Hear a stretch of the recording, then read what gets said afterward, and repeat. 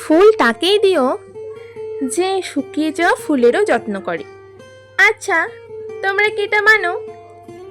Ribbon দিয়ে বানানো ফুল দেখতে যতটা সুন্দর, যখন আমি এটা বানাতে গেলাম তখন বুঝলাম তার থেকেও বেশি কষ্টকর এবং সময় সাপেক্ষ।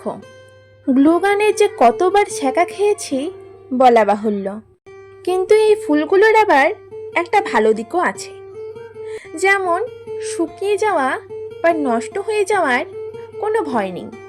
জানি না এই 1 মিনিটের ভিডিওতে প্রসেসটা তোমাদের কতটা বোঝাতে পারলাম। যেহেতু ফুল বানানোর পর আমার কাছে আর কোনো এক্সট্রা রিবন ছিল না, তাই একটা সাদা লেসের সাহায্যে আমি ফ্লাওয়ার বুকেটাকে বেঁধেছিলাম। তোমাদের সাথে কথা বলতে বলতে আমার ফ্লাওয়ার বুকেটা কমপ্লিট। তোমরা দেখে জানিও তো কেমন হয়েছে।